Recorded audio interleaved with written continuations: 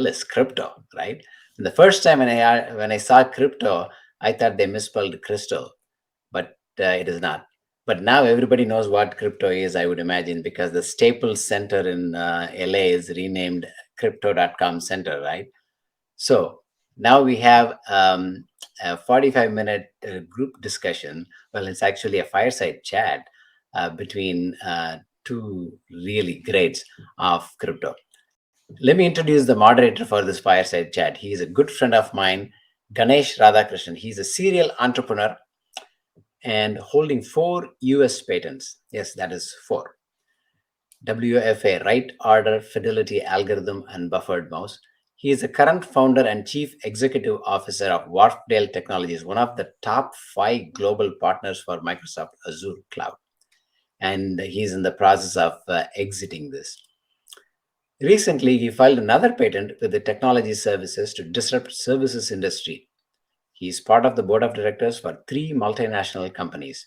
He is the board of advisor for VAT, Naruvi Hospitals, a multi-specialty in Vellore, and he is the mentor for Surya's Agaram Foundation in India. He is an IT advisor for World Bank, Johnson & Johnson, Rolls-Royce, United Kingdom, and Canadian Pacific Railways. He worked as VP in Hewlett-Packard in Geneva, as a VP of SAP in Germany. He is an IT officer, was an IT officer for Kuwait government. He worked as partner for Deloitte Consulting and was an advisory at EMC Dell. Right now, he is interested in investing in crypto. I think he already has.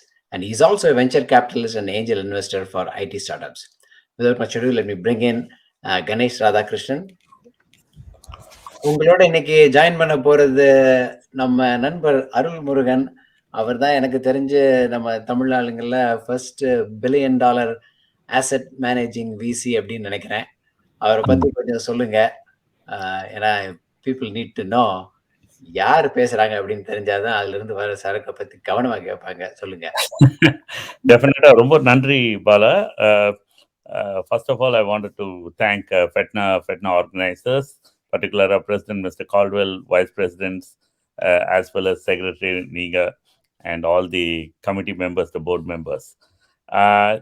Thanks for giving this opportunity, because இப்போ இன்னைக்கு வரப்போறவர் வந்து the person is a very, very successful person. He is also a serial entrepreneur, but he turned as a venture capitalist. And he pretty much manages $1 billion asset through their own company called Borderless Capital, with their original family office called 1111 Ventures is what his investments firm is. Particularly the best part of Mr. Arul, he's also a great friend. I don't want to know whether I have to call him Mr. Arul or just Arul. 150 technology and blockchain companies he has invested in, and he is also serving in many boards actually, within, and also a lot of early stage investments, which he has turned into 100x return, which is pretty amazing.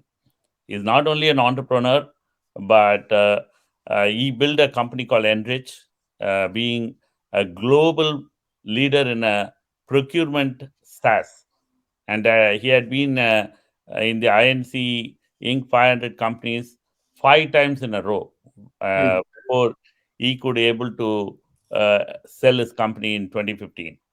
He's also been a very, very highly recognized entrepreneur by Ernst & Young, B2B magazine, and including he has come into FeTNA many times, and he has spoken at FeTNA. I just don't want to say only about Arul.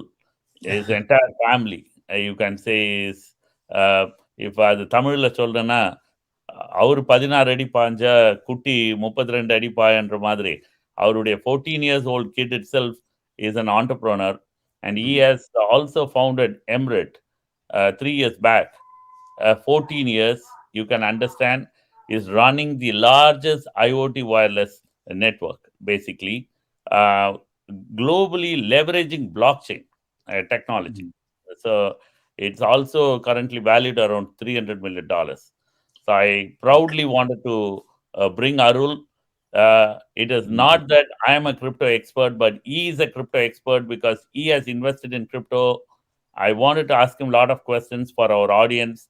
I wanted to make this session very interactive so that I want to make it nice and easy for people to get more information from Arul. Let's bring Arul on the screen. Bring Arul in. Okay. Hello, Ganesh. Hello, Bala.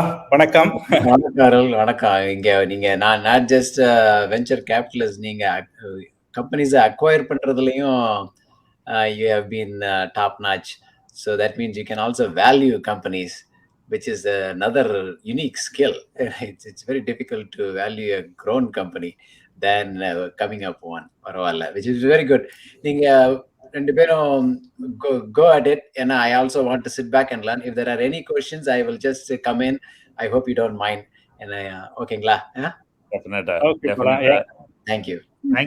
Thank you. Arul இருக்கும்போது I wanted to be properly professionally dressed because I respect him in the industry and I don't want it to be on a typical entrepreneur jeans and t-shirt. So Arul, really thanks for you giving us this time because I have a mixed audience today.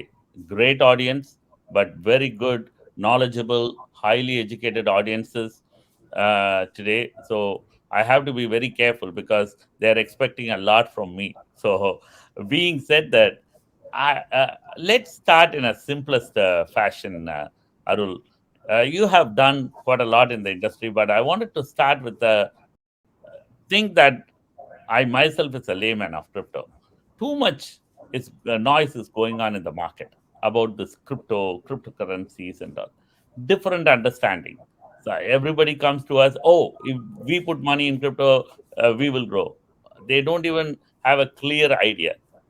Why can't you tell us a basic idea of what is crypto? And also we wanted to know some interesting story. You being a serial entrepreneur, you got into a venture capitalism. You have done a lot of successes there. Now you barged into crypto. Tell me more about your interesting story and a little bit about crypto. Definitely, Ganesh. First, I think I'm so glad that we two are chatting. I think you're going to make it very lively. And I think everybody knows that. So, and I think, let me start this way, right? I think a lot of people ask like complicated things about blockchain, crypto and all. So I want to take in a very simple manner. So we all know like the evolution of internet or web. So we know web 1, when it came in, it's more like about a static pages, right? So people try to replicate like a book or a publication. So just putting the information. Then it went into web 2. That's where the interactions are happening, the social network. That's where we've seen all the great big tech that are there now, right? Like Facebook, Uber, Airbnb, and so many things actually. So the next layer of the internet that's happening is web 3. That's where you see the transfer of value. So in web 2, we have the transfer of information, but there is no transfer of value. So to bring the transfer of value, that's where you are using the blockchain technology and crypto. And a lot of people say, like, I believe in blockchain, but I don't believe in crypto. And a lot of things people say crypto is very speculative. People think crypto means only cryptocurrency, right? So I want to take away all those barriers and all those thinking, right? Because I'm here as an entrepreneur, the guy who loves technology, and I'd always get very, very keen when I get into the rabbit hole. So the way you have to look at here is that when we talk about transfer of value, right? That's what we are bringing it in. So that means it talks about without any intermediary. So how do we transfer value digitally without an intermediary? That's where we come out with the blockchain technology, right? Where the information is not just stored in one database or one server, the same information is replicated across the world in thousands of servers actually. So you're not really trusting one single entity, one single person, or a government. So we all know that what happens to that. So that's the first basic one. That's where it's a blockchain technology that comes in. Then when we are talking about transfer of value, so for that you need a native money. So crypto is basically you can consider as a native money. And then when you have a native money coming in, there's no need to have like only one currency. So people always think cryptocurrency is like equivalent to a fiat currency or like an Indian rupee or a US dollar. So what's happening is that when you build the Web3, you're building a network. So you're, let us say, building a travel network, or you're building a telecom network, or you're trying to build a social network, right? Think or transportation network. So for each network, you may want to have your own community. And for that, to incentivize people, you may want to come out with your own cryptocurrency. So that's how it is. It's all based on utility. So it's not necessarily need to be compared with like a regular currency. The only one you can close enough to compare is the Bitcoin. And so what Bitcoin does is that it's replacing the gold. So we all know that for the last almost like hundreds of years, we are using gold as a reserve currency. And the problem happened like in 1971 when the paper currency were not backed by gold, actually. So everybody started printing, actually. And now we all know post-COVID what kind of inflation, mainly because of money printing, right? From US to every other country, trillions of dollars of money is getting printed. So with cryptocurrency, with Bitcoin, you have a very finite supply because it's coded, actually. So it's all about the code. Code is the law.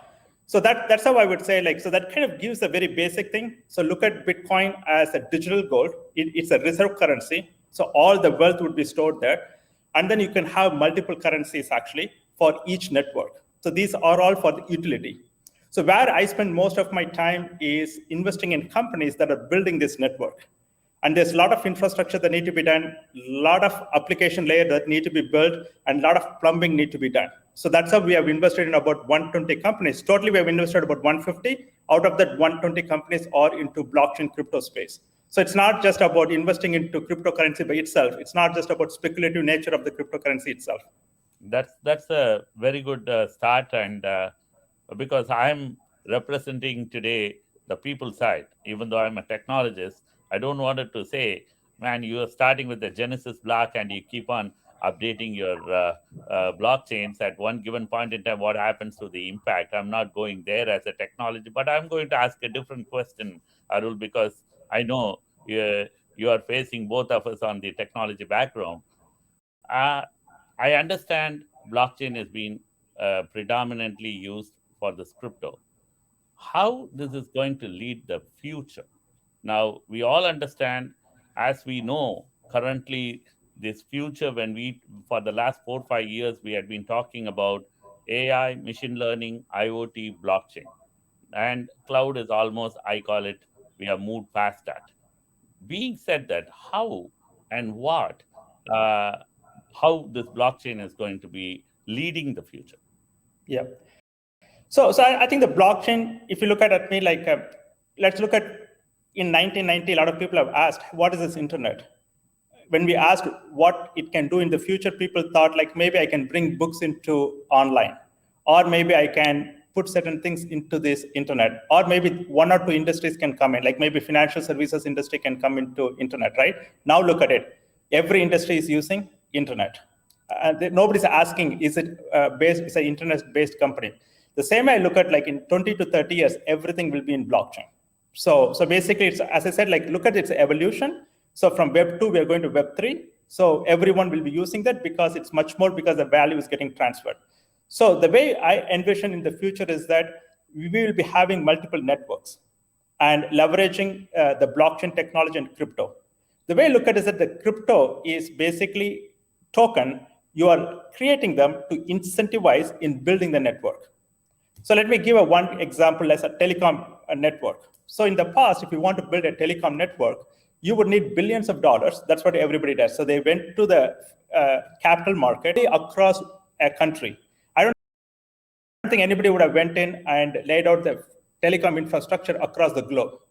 Think about it. I don't think any individual company has done that, right? Then after putting this cell tower, then they again go and get another billions of dollars so that they can get users. First, I put the cell tower, create the network. Then again, I have to go and acquire the customers, right? So that's a traditional process. So now let's look at to see what's happening in the blockchain space, right? So I want to give a very simple example. With the blockchain technology, what's happening? Every single person, if they can go and buy their own mini cell tower, let's say that if they can pay like $400 or $500, and if millions of people go and buy these devices, and then they are going to get their own cryptocurrency for providing this wireless network. So this one started in 2019. So this is a real life application I'm just talking about. This is not a virtual currency or anything like that. So in 2 years, it has grown to become the largest wireless network. This is specifically for the IoT wireless, where you can communicate for small devices, right? So for smart cities, you need IoT wireless network. Now they got into 5G. So it's basically Helium is the name of the blockchain and the network. And so if you look at, I think now every other telecom. So the way I look at here is that now you have AT&T or Verizon. Each one of these companies are worth about $200 billion. So the way I look at here is that these telecoms will be disrupted and everything will be replaced by this one global network. And you have Helium network token, that's HNT, is a cryptocurrency representing them. So that means that you are getting paid in this HNT cryptocurrency for providing the IoT wireless network.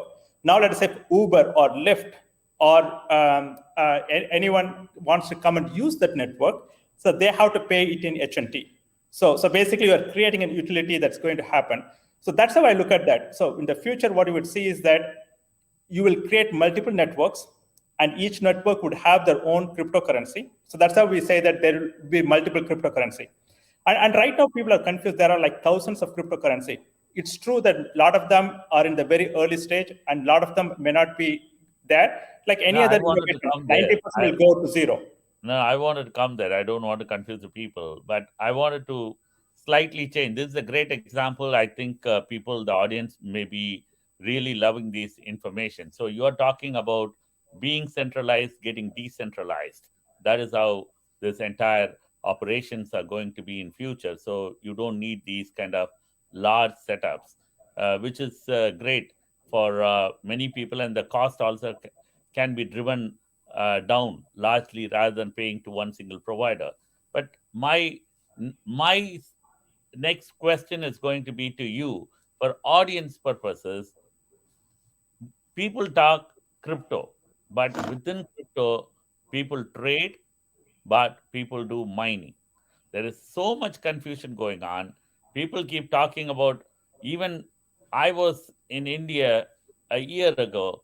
One gentleman came to me like before the COVID just started, and people are saying, hey, they're buying some small machine in the house. Can you get me one crypto miner machine? I was just laughing.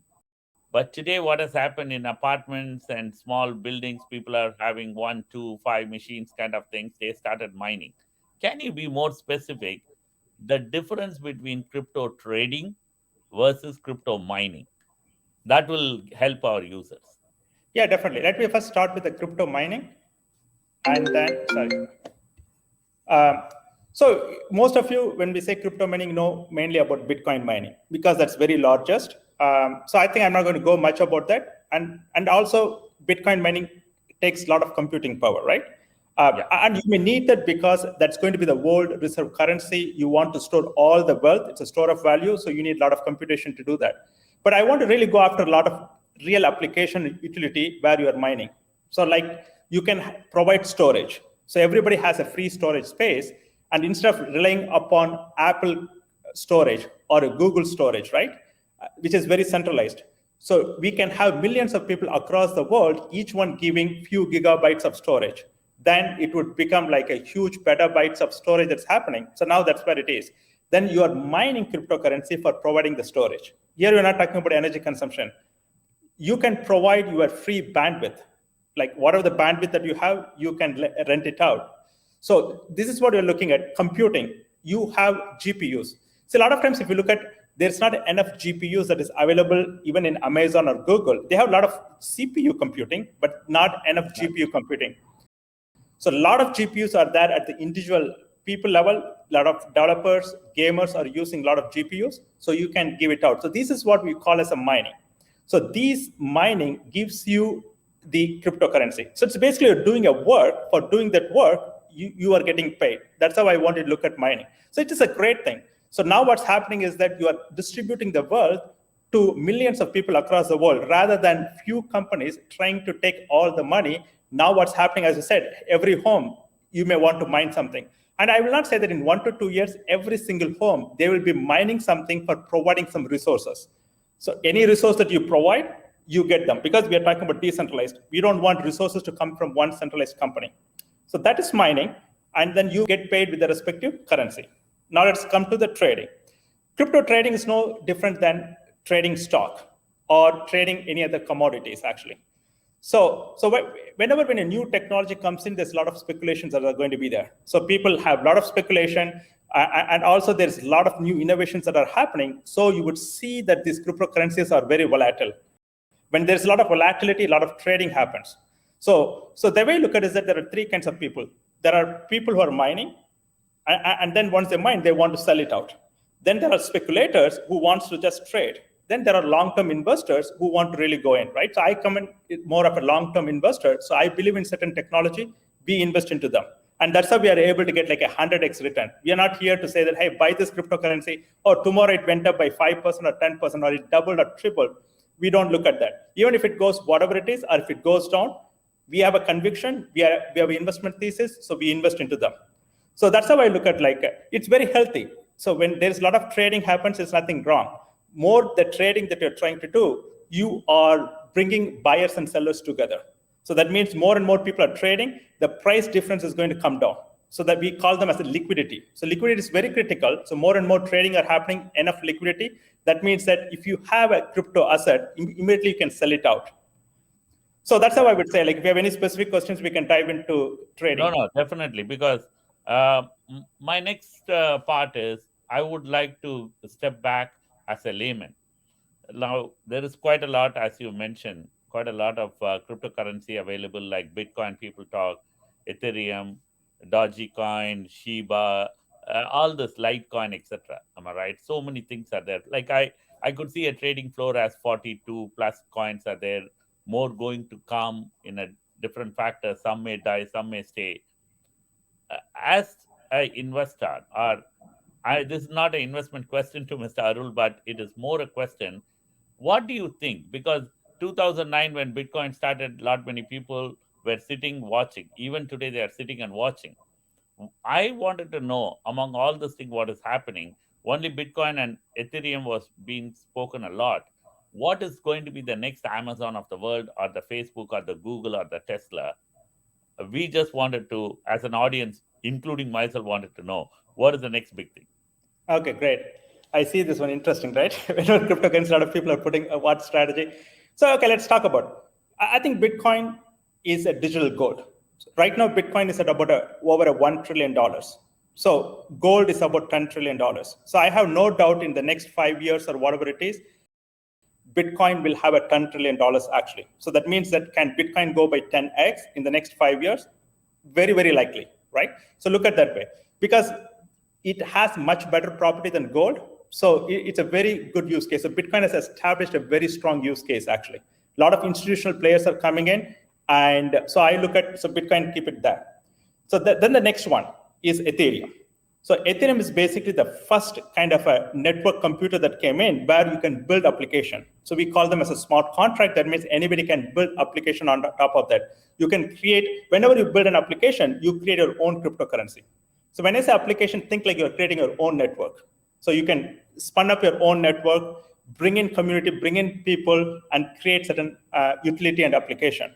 So, but Ethereum was very slow. Even right now, you can do like only like 15 to 20 transactions per second, and it costs extremely high. It will cost you like $40 to $50 to do a transaction. Yesterday, I did that, it went to $75. So that means if I want to transfer a couple of dollars, I cannot pay a $50 gas fee. So we call a gas fee just to do the transaction. Now there's a next generation of blockchains that are coming up.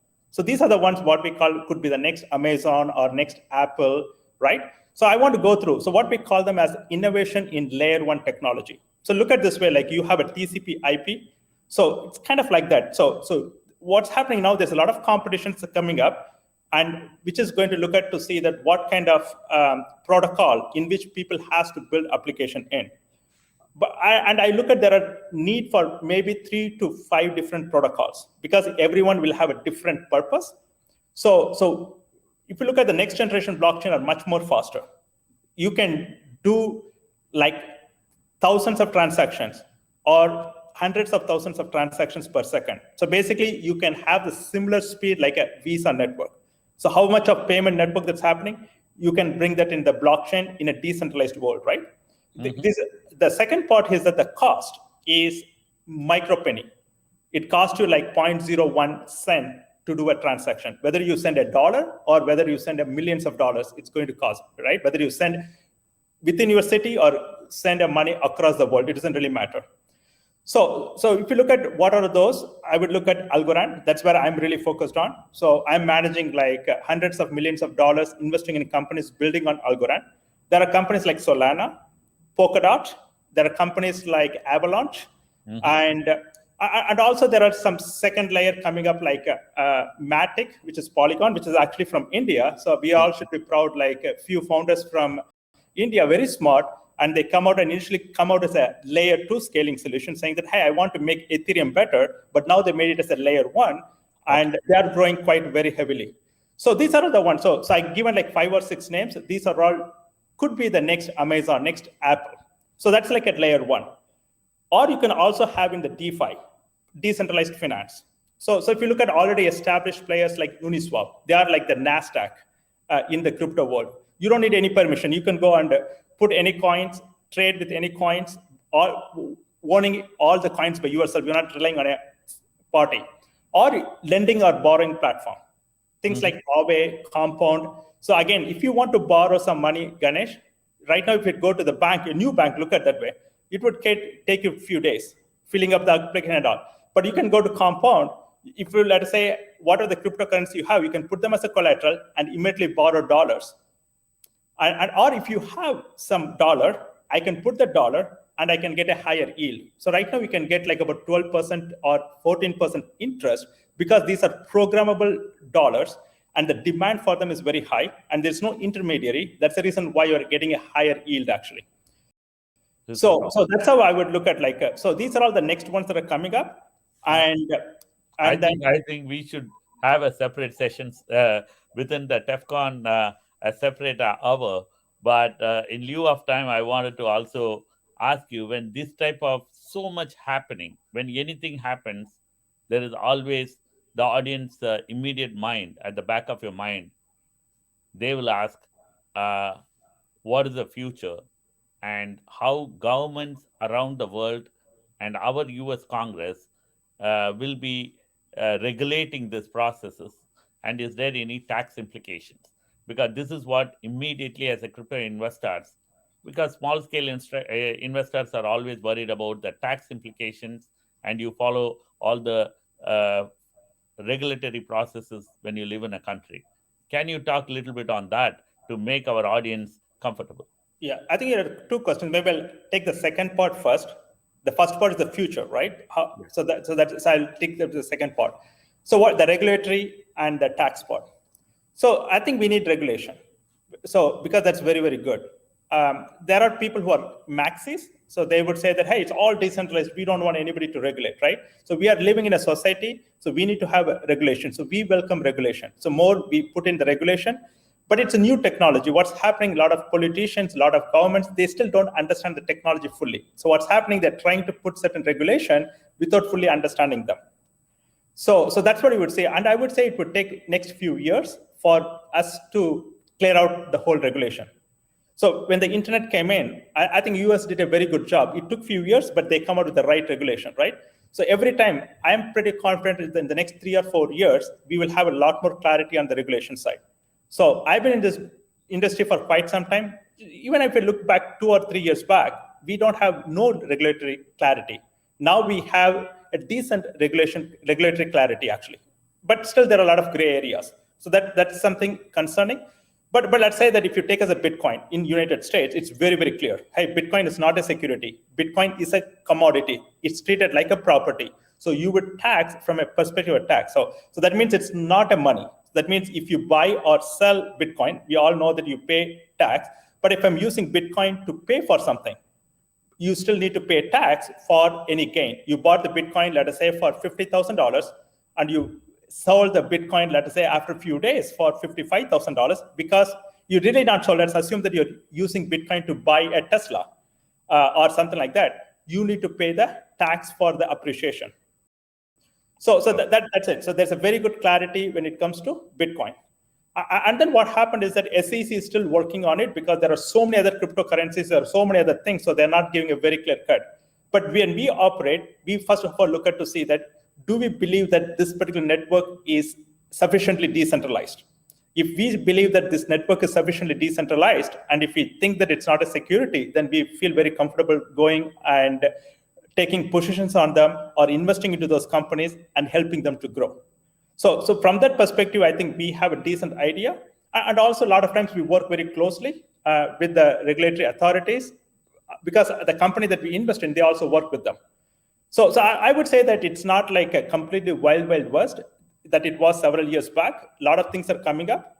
And also, I think India is making pretty good progress. I would say that from the time it was banned, I think a lot more things are there. Particularly in the last 6 months, in this year, I have seen a lot more entrepreneurs building in blockchain. A lot more things are coming up. So we look at, like, I think India was a little bit behind because we have the most number of developers. But looking at the blockchain developers, it's very small. So kind of India lagged in terms of the blockchain developers, but now more and more people are coming in. All the best minds are getting into the blockchain. So that's what, from a regulatory perspective and a tax perspective. So a lot of people thought that, hey, it is a cryptocurrency, I can go and buy in an offshore exchange, I can avoid tax. So a lot of people thought in a wrong notion, but now when people are thinking that, no, it's like a stock, you buy and sell, if there is an appreciation, you pay the tax actually. So from my perspective, it's very clear. I don't think there's much confusion. Now let's talk about the future.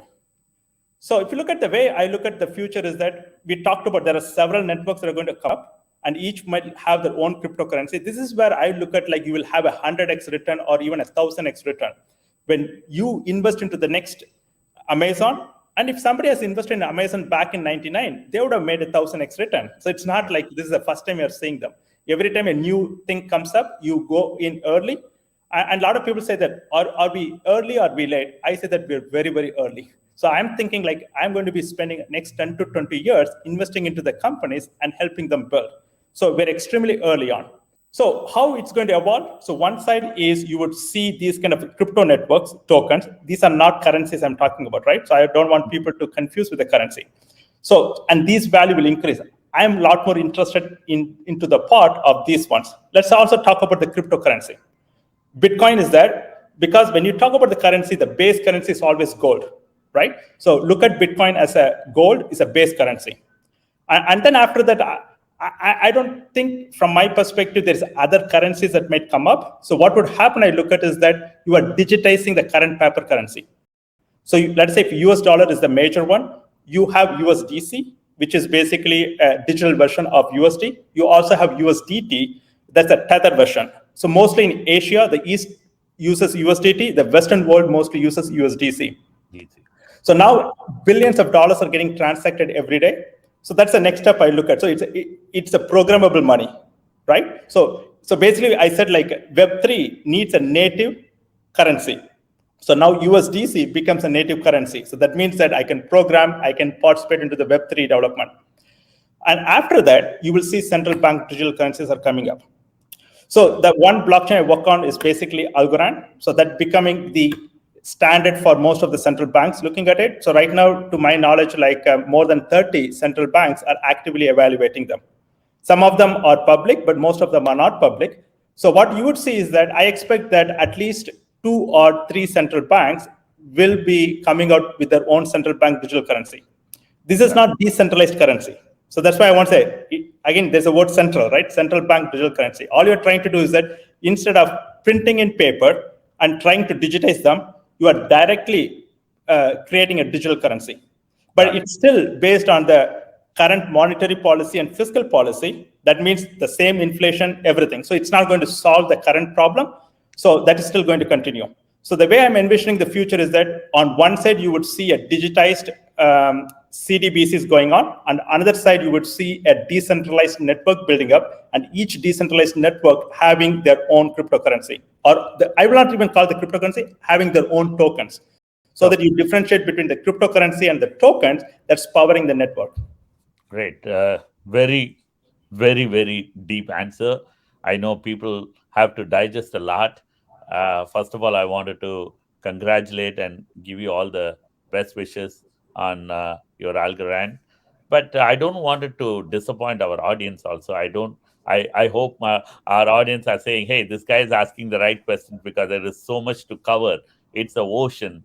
So why can't we make the session bit interesting? Because I had been recently following you because I know you are way ahead comparatively to anybody, even though I come from technology.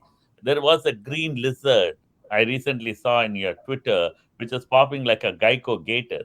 I was just wondering, what is this? And also, I see a humanoid robot named Sophia, which I felt so many things you are posting and happening, and your huge investment is going around a new area called NFT, the non fungible tokens.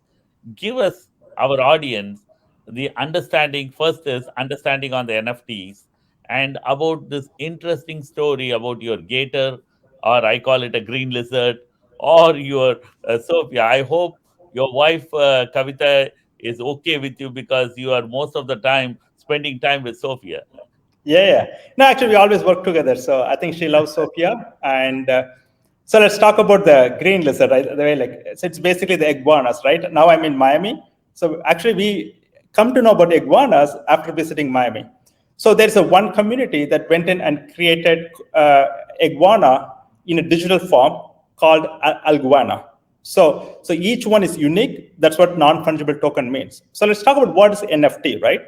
The way I tell them is that everything other than money is NFT. So any goods or services that has value is an NFT. So right now it gets started with more like art. So a lot of people are making the art as an NFT because each art is very unique, or each music is very unique. Each music is an NFT. So, or any collectibles, you make them. But eventually what you would see is that 10 years down the line, you will not even call NFT, right? The way you are purchasing goods and services, you would do that. So the Apple that you buy is an NFT that's happening through the blockchain. So the way I look at it is that it's hundreds of trillions of dollars will be there in the NFT, but right now we are in the very, very nascent stage. So when a new innovation comes in, you need to make it simple, right?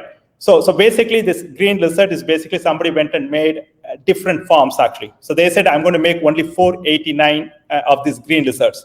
It will have 10 or 20 different properties. So that's how it came in. So we actually bought one of the Alguana. So we bought the first Alguana.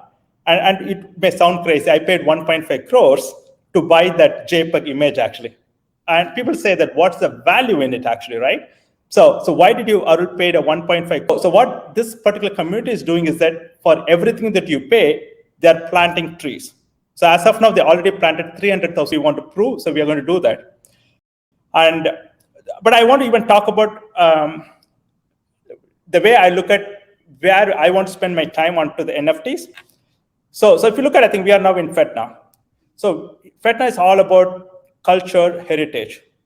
And the way I look at here is that we need to preserve our culture and heritage. A lot of times even the books gets burnt actually. So NFT is a great way for us to put our culture, our heritage into the blockchain. So we have a lot of artifacts, a lot of crafts. Look at this way. This is a very interesting way. In a developed country like US or Europe, handmade craft is a luxury. In a developing world, the handmade craft is cheap because it may take $1 or $2 to make them. The same $1 or $2 is sold at $100 in a developed country actually. So we may want to make each craft as an NFT.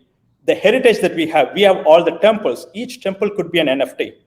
So we are actually funding a project that's bringing the cultural heritage into the blockchain. They're bringing it in a very high quality, and they want to do it across all the countries because we are rich with so many cultures. So we really like them. So we call them as a DAO, Decentralized Autonomous Organization. So we can have anybody coming into that platform. Let's say I want even entrepreneurs over here, or any artist or any cultural people to say that, you know what, I have these cultural heritages, I have these artifacts, and I want to put them into that, right? So then there's an opportunity. So ping me if you think that you have certain things you want to put them No, into this is a blockchain. great thing because I was about to ask how FETNA, our heritage, is going to be protected from a future generation. You already covered that. That was one of my thinking process about to ask you. But as due to time lag, I just wanted to ask you any technology. You and me are technologists, 30 plus years on my end. Technology always create great things. At the same time, technology creates problem. Now, with ransomware and other things, people seeding and all the hackers which are in this thing. As technology develop, the hackers keep getting smarter and smarter. What will what are the warnings or what are the things? In two ways I wanted to ask. One is technology risk, another one is for people to invest in crypto, what type of, I won't use the word warning, but what is that they should not do? These are two questions there. One is on the technology side, one is on the individual side. Yeah. So I would say that what's the responsible way of holding cryptocurrency, right? So one, you can own your own, you can be your own bank. That's what I'm really thrilled about. A lot of people would say that I don't want to put my money into somebody else, right, in other bank. So in that case, what's happening, for you to hold any cryptocurrency, you need a wallet, and that wallet has a private key. So basically what's happening is that you would have for a private key, you would write down like a bunch of words actually. So sometimes it could be 12 words or 24 words. So what I would suggest is that, let us say that if you want to own a Bitcoin or Ethereum or any other cryptocurrency, it comes with its own wallet, and it gives you this private key, which is a bunch of words. Write down in a piece of paper, okay, and go and store them in a proper manner. So as long as you keep storing them, so a lot of people, what happens, they keep in a digital version. So once you have a copy of that in a digital format anywhere, that's where the hackers can come in and hack your currency actually. So my thing is simple, like write down the numbers, the words, and then you have it safe. So what happens, even if you lost the device, so typically you can store it in a USB drive, or there's a ledger, there are other Tesla, whatever it is, right? So even if you lose it, you can recover them using this private key. So that's the first way. Or the other way is that you go like a current model, like a brokerage, right? You look for a custody provider. So right now, Coinbase here in US, right? In India, you have 2 or 3 coming up actually. So what I would suggest is that you go with a reliable cryptocurrency custody firm. Use a thing like a qualified custodian. So if you think it's a good qualified custodian, then you can store those cryptocurrency over there. But I would still say that, if you store somewhere there, the government can take it away. Somebody can take it away. But if you keep it to yourself, nobody can take it away. That's the power. That means that you own your data, you own your money, you are your own bank, and it's very simple. It's not that complicated. And it's a very basic principle that you need to follow. I think once you've done that, you will feel very comfortable. A lot of times what happens, we don't take that step, and then we always are concerned about this actually. Yeah, final, because we have to close this wrap up. When do you think this will be in a reality, people use it in a day-to-day life? And how do you think the volatility, it can settle down? Because I could see a huge jumps, ups and downs. I'm not just talking about Bitcoin, the entire crypto itself, when you look into the market. With that is my final question, so we can turn it on. People are pushing me left and right at the back end. So my final ask is, the future of crypto, as we are using currency today or a credit card today, how it is going to happen, and all these volatility will settle down. Yeah. So already it's mainstream. So I want to give a simple example, the digital dollar, right? USDC. So right now I'm using that to send to a lot of the people I work with, right? It's easy to transfer money. So I'm using, and again, right now, hundreds of billions of dollars are getting transacted on a day-to-day basis. That's mainstream. So we're not talking about small, hundreds of billions of dollars are getting transacted. So, and also, I keep USDC in a checking account like that. Even if I keep it for a few days, I'm getting 12% yield. So in the bank, I'm not even getting a 0.5% interest rate. So that already have a very good use case that a lot of people are using them.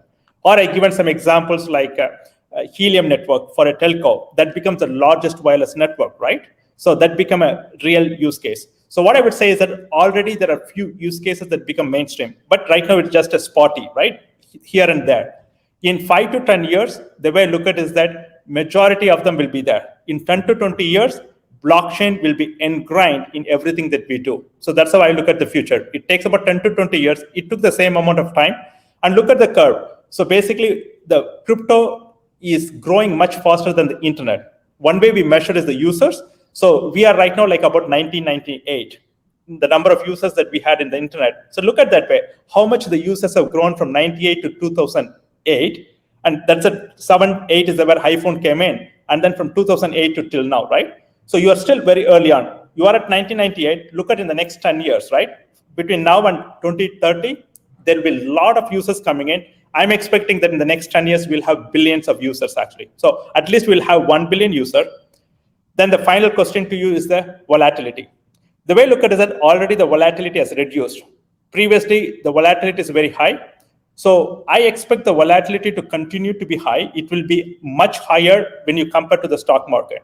So it will take another 3 to 4 years for the volatility to come down because it needs the maturity. Mm-hmm. So the good thing is that the maturity level is keep increasing. So I would say that if you are investing in the long term, you should not be concerned about the volatility. The same thing as the stock market. The stock market, for a lot of people, is very volatile because I cannot handle a 20%, 30% drop. Now in crypto, we are talking about 50%, 80% drop.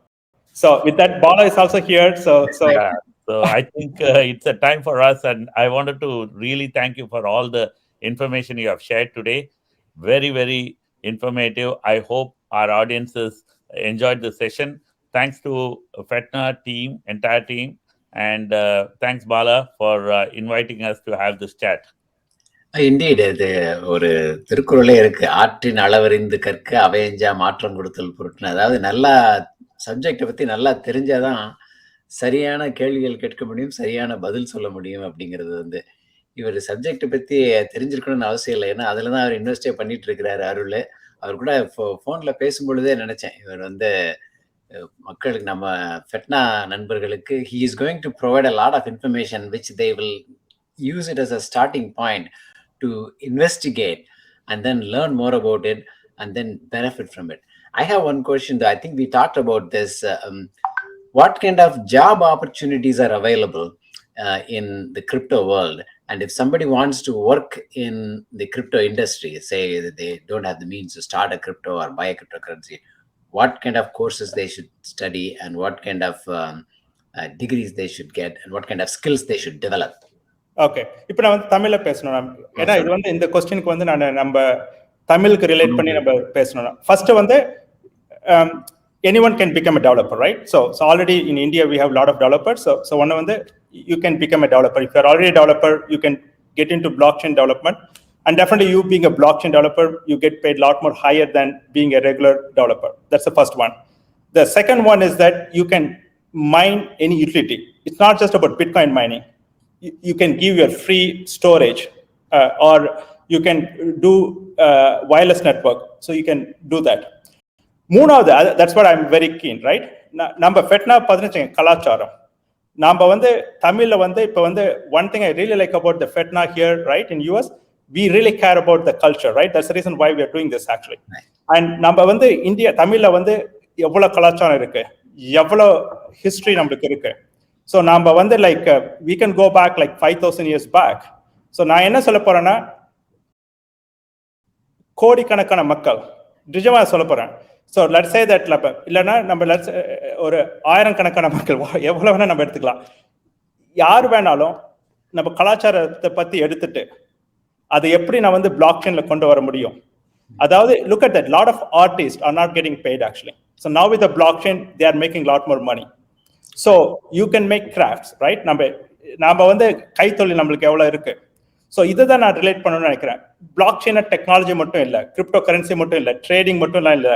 So உனக்குன்னு ஒரு தொழில் இருக்குன்னா உன்னுடைய தொழிலுக்கு ஏற்ற மாரி லாபம் உனக்கு கண்டிப்பாக கிடைக்கும். அதுதான் பிளாக் செயின் கொண்டு வருது.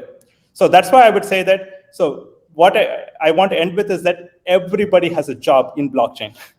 So it's not just the technology alone. It's not just a cryptocurrency trading alone. The job is for everyone, and I'm going to work towards that. So maybe நம்ம FeTNA மூலியம் கூட let's do some education. I want to really say that like ஒருத்தங்க வந்து இப்போ வந்து let's say that they're earning only 100 ரூபாய் வாங்குறேன்னு வச்சுங்க, அதே இதை வந்து டைரக்டா அந்த தொழிலை வந்து உலகத்துல உள்ள எல்லாத்துக்கும் கொண்டு வந்து தெரிய வந்துன்னு வச்சுங்க, அந்த 100 ரூபாய் வந்து அவங்க வந்து ஈஸியா 1000 to 10,000 ரூபாய் வாங்க முடியும். So we are talking about 10x to 100x more, right? It's happening. இப்போ மியூசிக் எடுத்துங்க, the music artist வந்து it's getting a very small portion. By them putting that into the blockchain, they are earning a lot more higher because the royalty comes there, and whenever it's resold, they are getting it back. So அதாவது நான் ஒரு art பண்ணேன்னு வச்சுங்க, even if it's sold 100 times after that, whatever the profit, it comes back to the original. So what I want to say that blockchain is a ownership economy. So you own your property, and then you get the share of that. So that's the beauty thing about the blockchain. So I'm glad Bala நீங்க இந்த question கேட்டீங்க. Job வந்து எல்லாத்துக்குமே இருக்கு, and நாம வந்து educate பண்ணணும். So that's the one thing I would say. Through FeTNA, let's see what we can do and bring more job. And I think நம்ம தமிழ் கலாச்சாரம் வேற எதுவுமே இல்லை. எனக்கு என்ன ரொம்பனா, நம்ம தமிழ் கலாச்சாரத்தை எப்படி பிளாக்செயின்ல கொண்டு வந்து எல்லாத்துக்கும் நல்ல வாழ்வு கொடுக்கலாம். ரொம்ப நன்றிங்க. ஐடி அமைச்சர் கூட அதுதான் சொல்லிட்டு போனாரு, எல்லாத்துக்கும் Tier 2 சிட்டிஸ்க்குலாம் வேலை கொடுக்கணும்னு. நீங்க Tier 2 என்ன கீழே Tier 3 Tier 4 கண்டிப்பா Tier 5 சொல்றோம். ஆமா கணேஷ், நீங்கள் நல்லா கேட்டீங்க. நீங்க சொன்ன மாதிரி பேரவை மட்டும் இல்ல, தமிழர்களுடைய அங்கங்கள், பழைய கலாச்சாரங்கள், பண்பாடுகள் அனைத்தையும் பாதுகாக்க ஓலைச்சுவடிகள் அதெல்லாம் கூட NFTல கொண்டு வரலாம். மிகச்சிறப்பு. மிக்க நன்றி உங்க 2 பேருக்கும். உங்களுடைய நேரத்தை, பொன்னான நேரத்தை, பொன்னான நேரம் சாதாரணமா சொல்ல, உண்மையிலேயே பொன்னான நேரத்தை, பிட்காயினான நேரத்தை இங்க வந்து செலவு பண்ணி எங்களுக்காக, பேரவையின் நண்பர்களுக்காக, தமிழர்களுக்காக அவர்களை ஊக்குவித்தது மட்டுமல்லாமல் புதிய வழிகளையும் பல தொழில்களையும் காட்டியிருக்கீங்க. உங்களுக்கு மிக்க நன்றியை தெரிவித்துக் கொள்கிறேன். மீண்டும் கண்டிப்பாக பேரவையின் இன்னொரு ஊடகம் வழியாக நாம் சந்திப்போம். எல்லாத்துக்கும் நன்றி. Thank you. Thanks for it.